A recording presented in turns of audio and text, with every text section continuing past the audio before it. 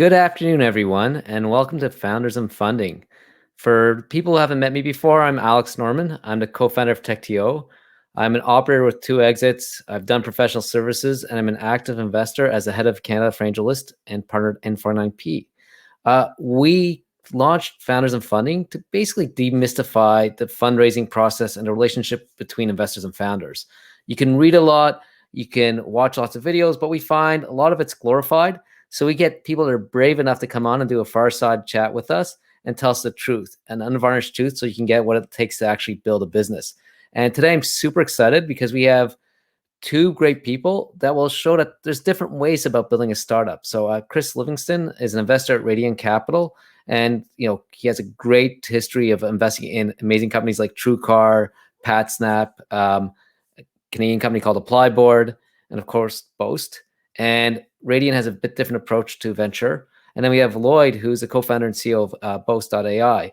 And before Boast, which I'm sure we'll get into a bit more later on, Lloyd was, led sales, marketing product for several startups. He was a venture partner at Silicon Valley-based Plug and Play, and he runs the Traction Conference, which if you haven't participated in before, you have to. So before we get to the main event, I'd like to just share a few things that we can do to make this interactive. If you haven't found it yet, there's a chat on the side of the screen. Go ahead and introduce yourself and let us know where you're coming from and why you're here. Put questions in the Q&A tab. I like making sure this is not just a one-side, far side, because you may have questions we haven't thought of, and I'd like to bring them in and weave them into the conversation. And then finally, there is that emoji cannon. It's like virtual applause. It can be used to just give us some feedback. Use it to your heart's content. Pretend you're a 4-year-old kid that just found out what emojis were. And I lied. There's actually one more thing. If you like this, you find great clips, some great advice, please share it on social media. We like the word to get out of and help people start companies and learn what it's really like. And please use the hashtag TechTO. Now let's get right to the main event. Let's get started. Please welcome Chris and Lloyd to the stage. Hey guys, thanks for joining me. You're both on the West Coast. It's early there, so I'm missing my lunch. But you guys don't say coffee. You seem ready to go. Ready to go. Water. So healthy. It must be a California thing. It is. Chris, or actually Lloyd, let's start with you. Why don't you introduce yourself? Give us a bit more detail about your background and who you are. Yeah, definitely. So Lloyed Lobo, like Alex introduced, co-founder at Boast.AI, and I sort of grew up in the Middle East as a refugee of the Gulf War, and finally traveled and made my way to Canada and studied engineering. I grew up in Markham, Ontario. I think a lot of Canadians here, and went to school at Lakehead in Thunder Bay because nobody would take me because I skipped out of high school, my board exam, so I didn't have a high school diploma. And when I applied to university, everyone was asking me for transcripts, and Lakehead said, okay, well do these, do your entrance exams. And a semester in, they followed up for my high school transcripts, and I said there's political unrest in Kuwait, and so they stopped following up, and and I graduated with engineering. And that didn't come up in our diligence list. We're gonna have to talk about it. Yeah, so that I think I never brought that up with Chris, but so that's the story. My co-founder Alex and we met in university. We were partners in every project, everything along the way. He's my daughter's godfather. I'm his daughter's godfather. We're best friends. We've known each other since we're 18. I think I met my wife and him around the same time. So we're family. My wife often jokes that he's my first spouse kind of thing. And so after engineering, Alex got into Johnson & Johnson's engineering leadership program, built software there, did a startup. That startup failed, and felt he needed to study accounting. So he studied accounting, and long story short, ended up at a Big 4 accounting firm in their R&D tax group, managing that practice. And after engineering, I moved to the US. I worked in product and growth at a couple of startups that I call like failures. I mean, they were acquired, but like nobody made money there other than the investors. And then when I was moving I wanted to move to San Francisco. My wife was in med school in the US, in New Jersey, and then did residency in Philly. So I just followed her along, and I begged her to move to California. said, I got to move to Silicon Valley. And she said, no, our whole family's on the East Coast. And I begged and we fought a lot. And she said, I'm applying to one university for a fellowship. If I get it, and we're going to go. And she's like, guess what? It's impossible to get in there.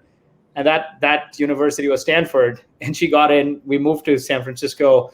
Alex called me around the same time. And he said, hey, I want to start a company. The R&D tax credit space is broken. Let's do something there. But he's like, let's riff on some other ideas. I jumped at the opportunity to work with him because I had worked for like sociopathic startup founders before. And the previous company I was at, I was running sales and marketing. He would often say, I see everyone as a lemon and I want to squeeze as much as possible. And I used to be in the office till 8, 9. My wife was in residency at Drexel in Philly at the time, crazy hours in emergency medicine. And one week I started going home at 6. And the CEO emails me saying, hey, I still like it when you're in the office till 9, 10 o'clock. Your wife is a resident. She's working hundreds of hours. What do you need to go home for? And that was the day actually Alex called me to start the company that evening. And I literally cried to him on the phone. And I'm like, dude, if I can build a company that I want to work for, I don't care what it is, let's do it.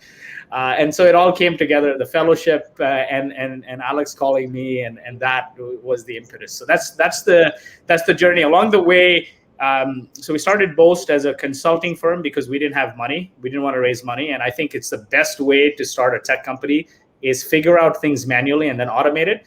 But since we started that as a consulting operation, we also worked on another product. It was like Intercom in 2013, 14. It was called Automatically. It was a chatbot built on top of Zendesk. That failed. And then after that, I had no money. So I joined a company incubated by Byron Dieter at Bessemer called Speakeasy, running product growth, pretty much running that company. And we burned through 6 million and that failed. And then took 2 months off. And then we said, let's pivot Boast from a consulting firm to a software company. We rebranded to Boast.AI in February 2017. And we launched at SaaStr. And that's been the journey, 2017 to now as a software operation. Cool. I'm probably want to pick more of that journey as we go through this. But first, I'd love Chris to introduce himself, give us a bit of background, and then how you ended up at Radian. Sure. Yeah, I'll give you the quick version, but basically spent the last, 2021, so 12 years investing in primarily Bootstrap, capital efficient software businesses. So I'm I guess a unicorn to me is a company that is growing really, really fast and also still break even or close to profitable. So different definition, but I started back on the East Coast in New York, and there weren't a lot of public SaaS companies at the time. Software was really just emerging. There wasn't really an iPhone app store. And so it's been kind of a fun, unique journey over that period. But what I saw at my first firm, which is a Swiss-based firm, 90 billion in assets, was doing no software investing, no growth. It was all venture capital, funds, and then private equity on the other side. Nothing really in the middle, nothing growth. And so from that, started to get really excited about what they weren't doing. Ended up getting clearance with a vice president of the firm. I was, associate analyst at the time. Didn't know what I was doing, but we ended up doing some pretty large deals. TrueCar, you mentioned, was one of them, and fell in love with that space. So I moved to California, joined Summit Partners, spent a few years there investing in similar types of companies. PatSnap, as you mentioned, really interesting business out of Singapore. 3 million of ARR at the time, 30 people, now $1 billion company. So got to see a lot of companies really grow from 30, 40 employees on up and see around corners, start to kind of see around corners before founders and try to help them grow and build and scale and save on a lot of mistakes we'd seen on the way. And I guess as you fast forward, what I saw at a lot of the firms that I worked at is similar to what the Radian founders saw at Bain Capital Ventures and TA and some of the big name growth firms. Over time, these funds grew and doubled and tripled, and the amount of capital you had to put in a business just became much larger. The alignment with the founder became, misaligned. And so I think what we realized was we used to write $10 million checks into businesses at 10 million ARR as an industry, and then all of a sudden the ARR came down, the check size went up, and the valuation skyrocketed, and founders were taking 30, 40, $50 million when they don't really need it. And then you also started to see these funds investing in 30, 40, 50 companies, and typical venture math where some of the companies have to carry the rest of the fund. So to synthesize it, what Radian, we all looked at that in the industry and said, why don't we raise a smaller fund, invest in a really tight-knit group of companies. We have fewer portfolio companies than we do employees, maybe 10 to 12 companies per fund. And if we're going to concentrate our time, attention, and capital into these kind of capital efficient, bootstrap type, but also high growth software businesses, at the stage of life we can be really helpful, let's build our team to serve them. And so almost half our team are full-time operators on go-to-market, on product. We just brought in Mandy Siebel, who is the Chief People Officer at UiPath. We're really excited about that. And so that's kind of our strategy. Work with a few companies like Boast each, become an extension of their team and do as much as we can to help them grow. And our fund doesn't work if we lose companies, if we have zeros, if we have ones. We really have to make everyone successful. And so, I talk to Lloyd daily. We text or call almost every day, and so we're doing everything we can to make them successful. I think so that's really interesting. You're when people think venture capital, even late stage, they think there's a failure rate and you're going for home runs. Here it sounds like a very different model. It's like we're betting, or we're investing, not betting, I guess in this case, we're investing in a company that we know will succeed, and just how big can they get? Is that what I'm hearing? Yeah, we ultimately want to believe that every company can someday be a profitable standalone business. And we tell founders, if they never want to raise capital after a round, they never have to. We reserve a lot of capital for our companies. If they want to raise from us, they're welcome to bring in outside voices to the firm. But a lot of our companies, after our investment, should be able to stand on their own 2 feet. And Boast was a really unique example. I think this is the hardest company to bootstrap I've ever seen. Truly, to Lloyd and Alex's credit, I mean, they spent this long journey as a consulting company, building, kind of codifying their process into technology over time and becoming much more efficient. But the cash, they're so aligned with their customers that they don't get paid until their customers do. And the CRA and the IRS, they don't exactly cut you a check very quickly, even though you're owed it. And so we looked at this and said, wait, you're waiting almost 18 months for a government annuity to come in. That's about as solid as a payment stream you can bet on, but you're not getting paid. And so they had to build this business. If you think about typical software companies, they're getting 3-year deals paid up front, and it's still hard to bootstrap. But you're using that cash in advance to build a business to where you want to be. These guys had to build their business waiting on cash in the future, and so very closely managing the clients they brought on, the profitability of the business, and they still grew over 100%. So I am just impressed every day with these guys. Cool. I want to take a step back and hear more about how Lloyd got to the point where he actually met you and got you interested. But before that, we have a question from the audience for you, Chris. What stage of the company do you normally invest? So, I guess, is it stage or proof point? Like, when do you get interested? Yeah, I'd say we like to feel there's a product market fit, and that's why we love bootstrapping, or raising kind of less than 10 million, because your customers tell you if they like the product or not, and they put you in business with their cash. Typically, companies north of 3 or 5 million, depending on the annual contract value. So if it's kind of a 3 million ARR company and a lower price point, we think that's more proof points. If it's kind of around 5 million ARR, that's standard for us. And we'll write a check anywhere from 10 to 40 million, and always happy to start small and grow with the company. Cool. Lloyd, I want to go back to you because Chris said something interesting. He said your company is very hard to bootstrap. And you did mention you started Boast in 2012, but it wasn't until 2017 that you thought of it as a software company. So I have a bunch of questions to ask here, but what gave you the confidence to go from consulting to a software company, and then why did you choose to bootstrap? Yeah, definitely. So the first answer is simple. I'm, as a founder or as an executive professional in the US moving to Silicon Valley, I was never going to join Alex to build a consulting firm. We wanted to build software from day one. Alex had from his experience, seen a lot of venture-backed deals go south. And I had just come off of 2 sort of hustle porn cultures back to back, and I just didn't want to do it, right? Both sociopathic founders, which was not atypical back in the day. Even now, right? It's like Yeah. Most founders I've worked with have been like that. Like you work 100 hours a week, hustle, try everything, chase every shiny object. And even if they don't do any of those things and are growing really well, they still want to overwork everyone. And I felt there had to be a better way. And also at the time, like R&D tax credits wasn't a sexy space. So like, what are you going to do as a founder? You have to de-risk one or two or three things at a time, right? I would say in the beginning, de-risk getting customers and keeping customers. If you also have to add fundraising to that, like how are you going to do it? It built immense discipline. But then also Alex and I said, we'll work on a couple other projects and see what hits.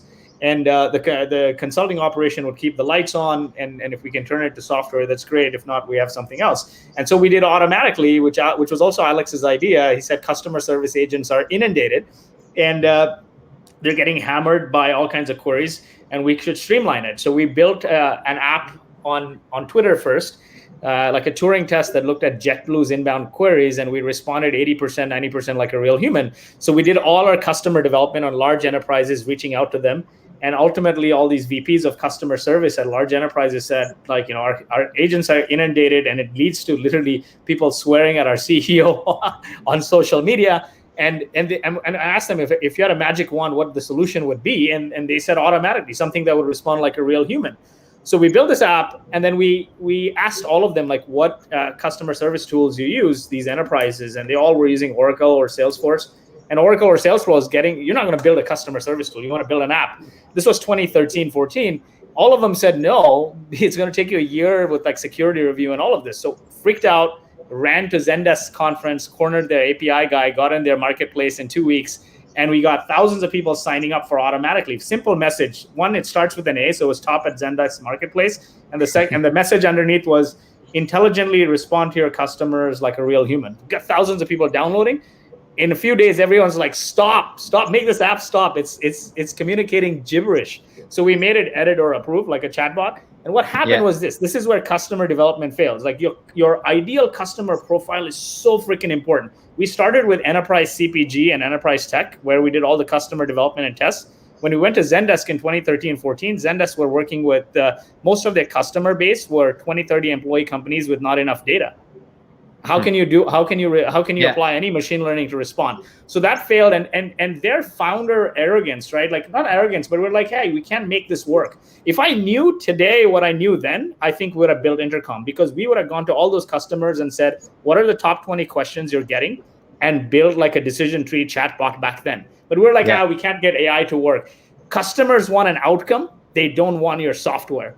And I did Speakeasy after that because we literally had no money, and I was going to lose. My wife's like, hey, either you get a job or like, you can't do this, right? So Byron Dieter at the time, I knew him through the community. He's like, I'm doing Speakeasy, I'm incubating it. And I joined. It was a great experience, but the same thing. We were building an app for salespeople to help salespeople close more deals faster. We launched the app. We put it on the App Store. We had 15,000 people or something sign up. And they were all butchers, bakers, candlestick makers. Who doesn't want to, like Bernie Sanders' team was using it for election campaigning. And that experience was also nuts because I kept trying to tell the team that we should shut down free, because it was funded by Twilio, Salesforce, and Bessemer. And COGS are very high on free calling apps. And taxi people are using it for dispatch. So we forced... that's so cute. When you get hungry, thanks. I can't come down. Some Roblox credits. Yeah. That's cute. So we spend months banging our head on this, and then I say we got to shut down free. So we finally shut down free, like Christmas, got the team to build payments. 300 salespeople stuck around, and we're building this app, which was like in 2015. Gong meets Dooley, right? Like before the call, you prep. During the call, it's the playbook. After the call, updates your CRM and generates the next set of action items. 300 salespeople stuck around. By the time we realized that we're getting to product market fit, we didn't have enough traction to raise the next round of funding. And then I pretty much told Byron Dieter that, hey man, the team's gonna wither, and my heart's not in it. So let's just shutter the company versus taking a bridge round. Took 2 months off, and then we rebranded Boast to Boast.AI. But we always wanted to build software. I think we couldn't have raised money early on because it was an unsexy market. And not that the market became sexy all of a sudden. It's just that through our collective experiences, we realized this, that customers want an outcome. Your job as a founder in the early days is to get them out, acquire customers and retain customers, nothing else. Now, then 2017 happened and we started then managing all these customers on the software that we started building. And this is how most AI companies build, right? You can't build artificial intelligence companies without data. Like look at Carbon Health, is the founder of Udemy. They're building a healthcare, a new way to do healthcare, right? And lots of AI there, but he set up a clinic. He's like, you have to do it manually. First, you understand the manual workflows, then you build workflow automation, then you have enough data servicing these customers, then you can apply machine learning. Machine learning doesn't kick on day one, right? So that's actually a great point. And if you read our investment pack, which is, I don't know, 100 slides or something on Boast, one of the things we talk about is what's their moat. And AI is not a moat, but 10 years of doing this, of knowing the ins and outs of how to get clients in this field, how to speed up things, how to work with the government, like what is accepted, what's not, it all plays into things like their audit win rate, the percentage that, like how close they are to when they submit a claim, what the government says it is. Like all these little things add up to a 10-year moat that we were really excited, because then when you go to productize it, all that knowledge is in the system. And it's just incredible. And we did probably 20 competitor calls. We talked to folks who've used all kinds of systems, and we had to figure out, like, why does everyone else say they spend 40 to 50 hours on this a year of their team's time, and why do people spend 5 hours working through this in a year with Boast? Both people get free money at the end from the government, but yeah, it's just a great point. So I think I love that. Start with the clinic. A couple questions here. First of all, is that memo available publicly, or is that private memo? It's not like, you know, like Benchmark or Bessemer and publishing your memos? Chris is good. Sorry, go on, Chris. We say once we sell the business, we'll send it over to you, Alex. You can leak it. Okay. Cool. Chris will be on the Midas soon. Chris will be on the Midas. I'm going to nominate Chris for the Midas. He's got like a few multi-billion-dollar companies that he's personally invested in. Cool. Second, I want to actually, one thing that really stuck out there, because you meet lots of startups, they're using machine learning or AI or NLP, and they believe the moat is data. And I guess, Lloyd, you could say the moat's data, but here it seems like it's the processing of the data that's a moat. It's a time to understand it. Is that what I'm hearing here? Is the data important, or is it is it actually going through the process many times? I think it's a combination of things, right? Like the data is important, but if you have data, you can go and buy a massive data set from a company in India if you don't know what to do with it, right? I think the moat is a combination. I would say our biggest moat is the community, right? Our mission at Boast is to help innovative companies become successful. We serve that through our product. We're going to keep adding things to make it better on that data set. But to take that mission further, we started Traction. It's a 100,000 person community. And fundamental belief here is fall in love with your customer, make them successful beyond your product or service. If you build a community, you won't become a commodity. I met Chris through the Traction community. Some of our biggest customers, some of our biggest new hires that are coming on, like CTO, CFO, not CFO, sorry, CTO, CMO, coming through that, right? Why are they passionate? You'll see in a month or so, we'll make an announcement. We have a CTO joining that led engineering at a tax software company that's now trading at 10+ billion market cap. Why are they getting excited about Boast, right? Because of what we're building. We have a CMO who's been through 4 exits coming on from Utah. Why is a person like that getting excited about Boast? Is because we're ultimately the outcome for customers is cash flow. Like, why do people chase grants and all this money? They want cash flow to run their business, right? Tax credits is just a means. We have a great data set linking to their technical systems, financial systems, and banking. What else can we make available for them faster, better, cheaper? And I'd like to think that we've made this industry sexy, because there's a few competitors and other players that are announcing and coming in. But I think it's hard to compete with institutional knowledge and years of data and also a community. All of that, the combination is a moat. So I love the moat idea that it's data, it's community, because I'm a big believer in community as well. And I want to pick apart a couple things here. So you started bootstrapping 2017, and you didn't raise till 2019. So what happened at that 2020. time? Sorry, 2020. I thought I'm off by a year.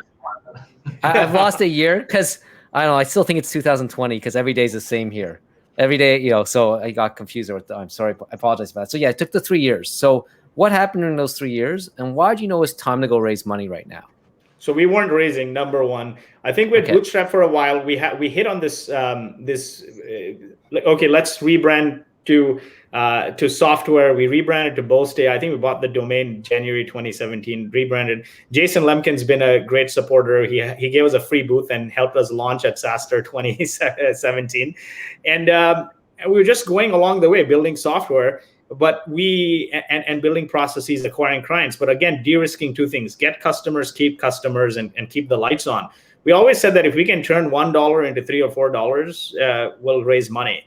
And we got hit by a lot of investors since 2019. We also do this founder-funder matchmaking event at Traction. We did one yesterday, which you were a part of as well. Chris was a part of. And so Chris's partner, Ali at Radian, came to our founder-funder matchmaking event, which was in person in 2019. And she introduced me to Jordan, their partner, and had a conversation with him about joining their venture partner network. And I just was on the fence about it because I'm like, I got a business to run, and like Traction even building this community is a full-time job. And through that, he's like, hey, your business sounds interesting. He introduced me to Chris. Chris and I really hit it off. We built a few good conversations. And it was very hard to convince Alex, my co-founder. He's always like poker face. You don't know what he's thinking, saying. It was hard to convince him to go down this journey. But through that, we realized, as Bootstrap founders, you're always in the weeds. You're like doing tactical stuff, which is needed, but you're not thinking on the business. I think the conversation with Chris and Jordan and Radian led us to believe that even if we don't take the money, this exercise of putting together the data room and everything else, which is a pain in the ass, will help you think on the business. So, it was a lot of free market research, and we realized, wow, this is a massive market. And then we started seeing like smaller competitors coming up, raising money on like vaporware. And we're like, hey, you know what? Let's do it. But the most important thing is you realize you're in the weeds, but you say, hey, there's this massive vision. And you have great friends to take you along that journey. Because we're not like this. Boast is the biggest company I've been a part of. I've only worked at startups, and it's not the destination and it's not the journey that matters. It's the companions that matter the most. So who cares if you're on a shitty journey on the way to hell? If you're with great friends, it makes it worthwhile. If you optimize for the valuation, like let's go larger valuation. You're basically treating your investors like a transaction. If you treat them like a transaction on the way in, that's how they're going to treat you, and on the way out. And I've seen that a few times where, the first major roadblock hits, either they're out of there or you're out of there. And we found real good alignment with Chris and the Radian team because we bootstrapped this company for long. My wife told me, one of the key things she told me before we took the money, she's like, you've been a part of a few failures. Like, if this fails and you're forced to hyper grow and you die right now after where you are, you have to get a job, right? Like, you're almost 40. There's no multiple kicks at the can. I was just turning 40 last year, and she's like, this is it. Otherwise, look for a job at Salesforce or Oracle. Well, your wife sounds very patient, though, still, even though she was threatening you. So I think you did one thing right. Having the right partner makes a huge difference in every part of life. So I love your perspective. Chris, I'd love to hear your perspective. So I guess you found Lloyd through Traction Conference. You saw this business. So what were you guys thinking at the same time? Like, why, here's a company that's bootstrapped, doesn't know if they want money, or at least they're saying, that sounds like they were ambivalent. I don't know how obvious that was. Be excited, just say we don't need capital. Then I'll be at your door today.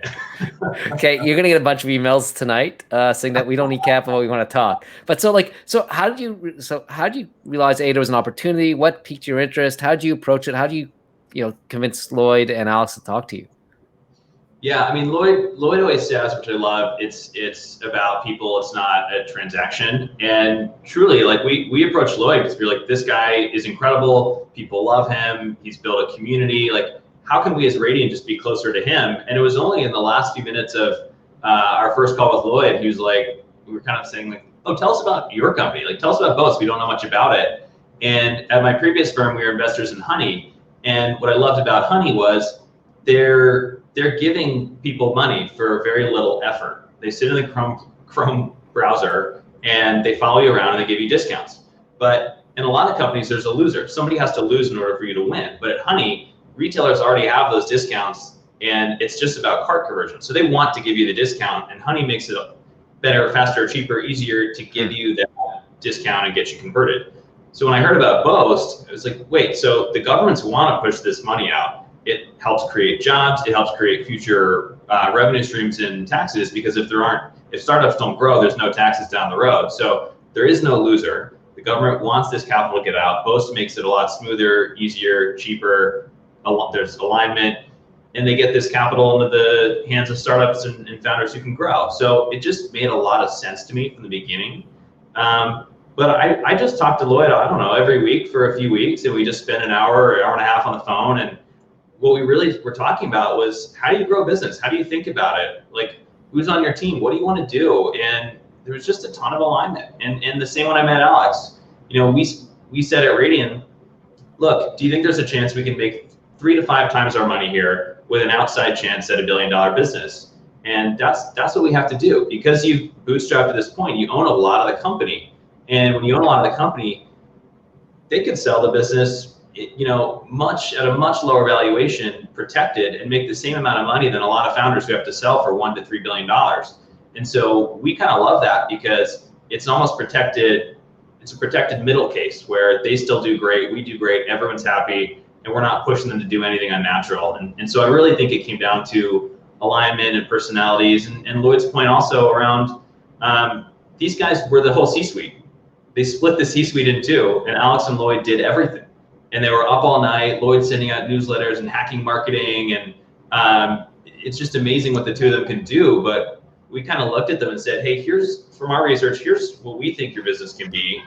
Here are the roles we think we would fill. And like, how would you feel about maybe taking a 5-day vacation a year? And also just knowing that you have leverage and you have other people to do those things under your purview, but like, you can zoom out and think, how do we enter new countries? How do we launch new products?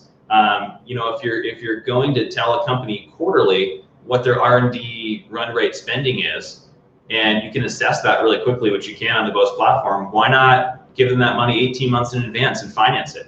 I mean, these guys run so quickly. Not long after we invested, I don't know if you saw the announcement, but Lloyd and Alex went out and found $100 million, which can flex up to 500, fund for financing, and it makes all the sense in the world. Hire those sales reps now and bring revenue into your company instead of waiting 18 months.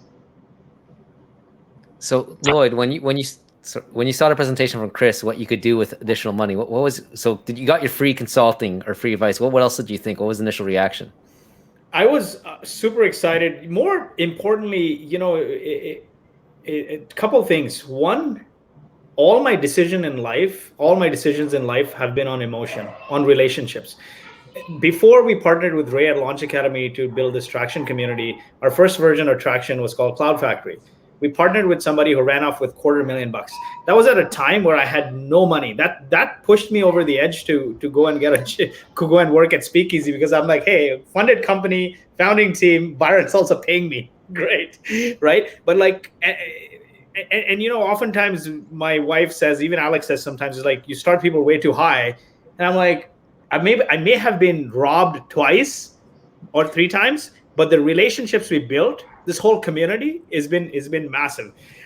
So that being said, like, there was a lot of trust and relationship building. I knew that one thing, relationships transcend companies, and regardless we did the deal or not, I would be passing deal flow to Chris. And now Chris and I have invested in a fund together. We've I think post Boast, I'm going to poach Chris and we're going to start a fund together for sure. I'm kidding. But it's a massive market, man. So when everyone thinks R&D credits, you know what they think about? They think about, oh, in Canada, Shred is $3 billion. This is the mentality of most people. You know how big the market is? Globally, over $1 trillion is given in business tax credits and incentives. Okay, globally, just R&D is 200 billion. Between US and Canada, R&D alone is 25 billion. But ignore Canada as a market for now. Just let's focus on the US, and we can dive into Canada. US last year gave 20 billion in R&D credits. If you look at the whole credits and incentive space, it's like several hundred billion in the US. Now, let's look at another angle here. Why do customers chase credits? They just want to improve cash flow. We're collecting their entire data set. What else can we make available to them real time, right? We're not talking about quarterly. Yeah. We're not talking about monthly. We're saying real time, assessing your R&D as you go and say, hey, this month you incurred so much in R&D expenses. Our algorithms say this will fly through an audit. You get so much in cash. But guess what? We can partner with everyone from Clearbank to everyone under the sun in financing and say, you know what? Your business's credit score is so good that we can make all these other opportunities. What other things can we do? We can look at their whole spend and say, through Traction, we have partnerships with every software provider in the world. We can say, hey, you're spending so much on these tools. If you use Boast, you'll also get a hefty discount. We can do a whole bunch of things. I'm not saying we're going to do that, but that data set gives us rich opportunity to become the system of record for R&D, right? Example here, simple enough. What is the system of record for sales? It's Salesforce, right? Why? Gives you better visibility, tells you what to fix, helps you turn your sales into an asset. For accounting, what is it? QuickBooks, NetSuite, tells you what to fix, gives you better visibility, helps you turn your financials into an asset. What is the system of record for R&D? Boast? Is that where we're going? I thought I might fail there. No, but I'm saying the R&D teams, engineering teams constitute like a lot of the market cap of public companies. Like, public companies spend like 20 to 60% of their revenue on engineering. Yet there's no unified system of record there. You got like people using Jira, GitHub, all the way to time tracking tools, and then marrying it. Like just there's nothing that consolidates it. There's no one point of view. I'm gonna digress for a second because Jason has noticed that you mentioned Traction a few times. He was asking, how important is Traction to your success as an entrepreneur? I think community has been a big part of our success. And you know what? It's not for the faint of heart. I told you, lost $250,000 in the first year we tried to do it. And today it's 100,000 subscribers. If you treat relationships like a transaction, you're going to fail. Okay, so I'll tell you this. There's 100 things you can do in marketing, from running ads to sending cold emails. If you're saying, oh, I want to build a community to get business, don't do it. Really, genuinely don't do it. We had a lot. I read this book by Mark Benioff, Beyond the Cloud, and fell in love with his philosophy around community and what community can do, and what they did with Dreamforce, and what Nick Mehta, who I know, did with Pulse at Gainsight, and just felt like, hey, our mission is to help innovative companies become successful. We've been part of failed companies. We should build a community. We learn from each other. We never went for the first several years, we didn't even link Boast anywhere on the Traction website. It wasn't even under the logo. Now it's like our team and folks are saying, like, what are you doing? Like, free charity work? Like, let's just link it, right? But we've never bastardized the community that way, right? And so I consider the genuine connections and relationships from Traction has been significantly higher than what we could have done by just trying to monetize that community. So yeah, big part of it. I would say it helped a ton on our references. We always just call, 30, 40 people when we're looking at an investment to customers, past customers. Unfortunately, Boast doesn't have a lot of past customers, but a lot of current ones, and a lot of people who know Lloyd. But like, the references were unbelievable. And I called Lloyd, he'll remember this, and I was like, Lloyd, did you plant references? Everyone I've talked to is raving about this, and then they go off into a story about Traction or how Lloyd helped them connect to somebody. And we talked about it at Radian. We were saying almost everybody we've talked to who knows Boast has a personal connection to the company or to Lloyd or to Alex. It was really amazing, and it shone through a lot. Cool. A lot of what you're saying resonates there. I think we could do a whole show on just how to build a community and why community is important, because I think resonates a lot with what we do at TechTO. So going to get back to that round that came together. So what were your promises to each other? Like, okay, you're making this investment. Lloyd, you had Bootstrap before. Chris, you found someone, you saw lots of potential here. So go back to, I guess, November 2020, we're all still in lockdown, at least up in Canada, and we're still in lockdown here. It was not a small investment. This is changing trajectory. Your wife's warned you not to grow too fast and aim, not to burn the company out. So when you presented the offer to invest in the terms, what's the implicit or explicit promises to each other? I think the interesting part is how little time we spent talking about the deal and the terms compared to our vision and getting to know each other. And we couldn't really get together. Lloyd and I did get together and have beers at one point, but most of this was done virtually. We set aside time where we'd say, hey, let's grab an hour on Friday night. And we had Jordan and folks from Radian join, and Alex in Vancouver, Lloyd here. And we would just hang out on Zoom. Let's have beers and talk about Alex, spending his weekends fishing, and Lloyd not playing golf but living on a golf course. And we just had fun, and we just got to know each other. And I think the actual conversation about terms, it was I don't know, a 30-minute conversation on the phone. We just talked through everything, and it was really transparent. Part of our philosophy is our term sheet's a page and a half, and we never want to have a situation where we make money and the founders don't. It has to be in lockstep. We're finding a point in time where from here on out, we're completely linked. So that was our commitment to Boast, and we wanted to make sure we aligned on what's a good exit. Where would we be supportive of if an offer came in and you guys wanted to do it? We'd support you. And what's a great exit here, and how do we get there?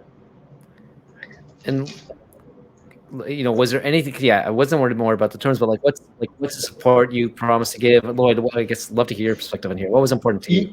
So there's a few things, and one of the key things we aligned on was relationship, right? And I knew right away, it was a long due diligence process, mostly because as a bootstrap company, you pick the cheapest systems. Up until last month, I was still manually forwarding leads.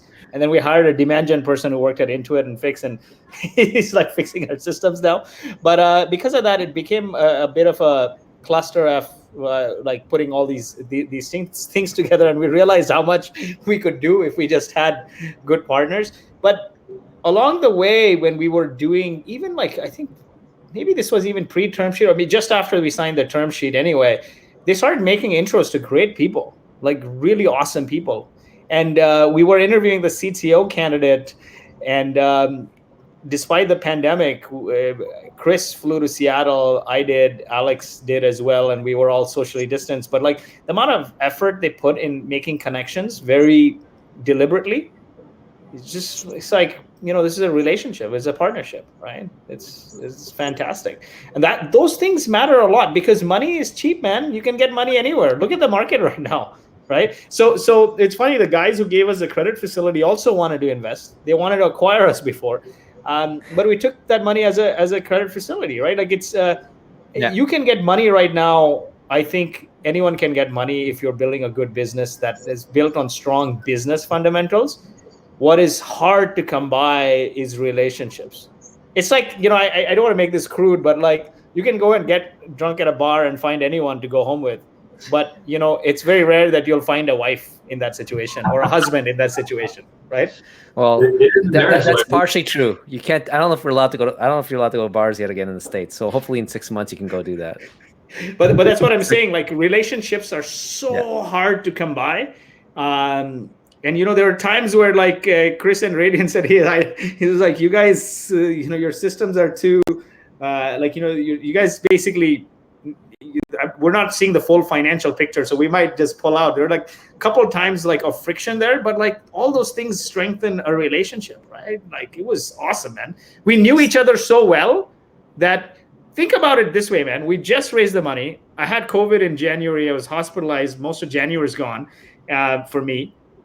We're coming into Q2, hiring a CTO who helped take a tax software company public, hiring a CMO who's been through 4 exits, and you'll see our independent board member joining is a unicorn too.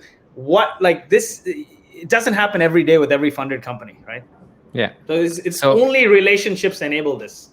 So it sounds like you made part-time HR resource for Boast for the last month. Awesome. So like it sounds like you made a good relationship before. Has anything changed? It sounds like you talk every day. So the investment closes. What's changed, or how do you stay in touch? Like most founders think, oh, it's going to be just a quarterly board meeting, but it sounds like daily chats. What do you guys talk about? What's 2021 being other than Lloyd getting unfortunately sick? No, I let Chris share there. I message him like anytime. I don't even like schedule anything. I'll call him up anytime. He'll call me up anytime. I'll text him. It's a friendship. Like I even pass him deal flow all the time. I became an LP in a fund for the first time ever. Like I started like doing some small angel investments, and Chris joined that fund as an LP, small fund. But like it's like a friendship, man. Like I don't know. I feel confident in relationships where you just know that this is going to be something big, but in the 0.1% chance that it blows up, it's a long-lasting friendship. Yeah, I couldn't agree more. And what's fun, we don't do a lot of investments. We make 2 to 3 investments a year, and I think about it as like an extension of the team. I hope that we're always invited to play that role and I would say invited guest to Lloyd's company. Like they don't have to call us. Lloyd doesn't have to call us. Alex doesn't ever have to call us. If you want to see us quarterly at the board meeting, it's not our ideal relationship, but that's okay. But my biggest KPI is like if something goes really wrong, are Lloyd and Alex going to call me? And if something goes really right, are they going to call me? If so, like that's how I love to work with companies. Just last week, Lloyd and I we were celebrating CTO, CFO, CMO, and a head of revenue ops. Signing in 1 week, and I drove an hour over to Lloyd's place, and we just hung out and just celebrated it and just talked about, work for 30%, but we just spent time together, and I think that's important. Like, when you choose your investors, you're choosing someone you're going to spend a lot of time with, and you're going to have things are going to go terribly wrong at one point, 100% chance. And how's that person going to act in that situation, and who do you want to celebrate your wins with? So it's a 5-year plus, maybe 10-year relationship. Who knows? So I love all these answers. I could probably ask another hour of questions, but I asked for 45. I've already gone past that. So I'm going to ask. I have one more question for the audience for you, Chris, and then one quick question for both of you.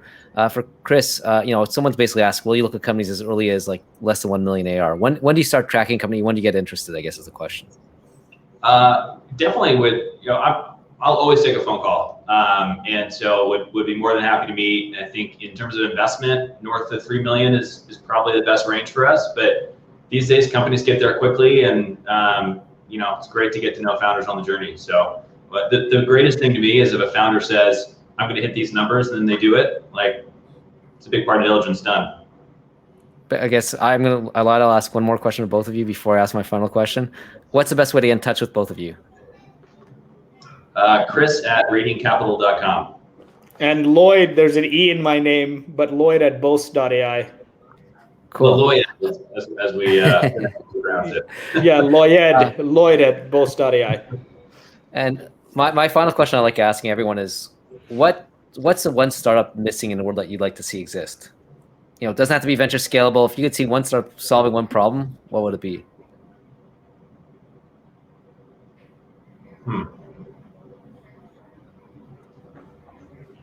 That's a really good question. If you don't have one, it's okay.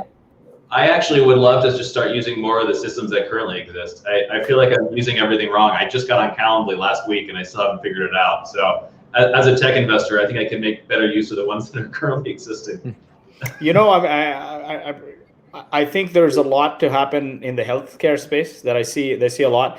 I think in the personal investing space, there's all these tools out there, but there needs to be something that people have confidence in, that basically tools that look after people's financial health without them worrying about it. Their tools exist, but you got to manage. And then I still think in 2020 or 2021, marketing automation is broken. And CRMs are broken. And I'll tell you why. Everything else is empty house. CRM, you got to go and put your contacts in there. Market, you got to put your contacts in there. The ideal system for marketing automation, let's just call it growing your business, is you put in your ideal customer profile. Exactly. It helps you walk through it.